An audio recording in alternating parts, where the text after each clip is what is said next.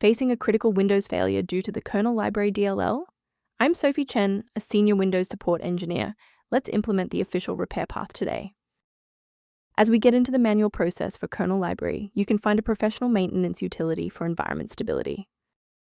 This is the Kernel Library, a generic naming convention used by several non-standard porting layers, like early versions of emulation tools, to bridge system calls.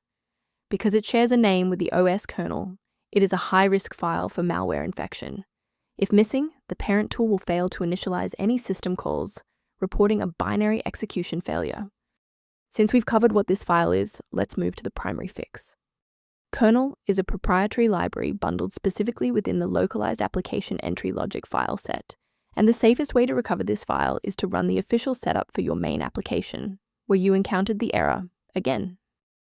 If that initial setup didn't clear the pop-up, let's examine the specific initialization sequence assigned to your application's directory. A full system restart ensures that no background processes are currently locking the kernel library file. A fresh boot allows Windows to reinitialize its library map from a clean state.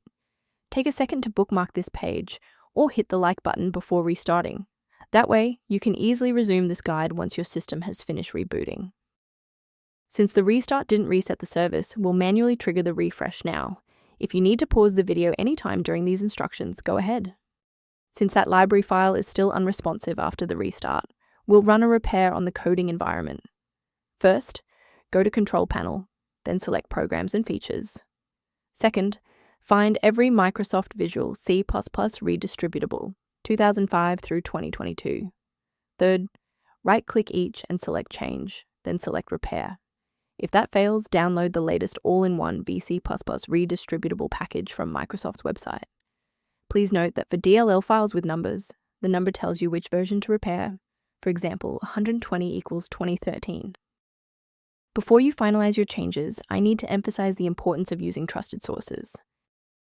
Keep in mind that Kernel Library DLL must be properly registered with the Windows registry. Simply dragging and dropping the file into a folder rarely fixes the root cause of the error. Rather than managing individual dependencies, a comprehensive diagnostic can help you maintain the entire software environment. If you're exploring professional monitoring options, the software linked below provides general diagnostic information for Kernel Library.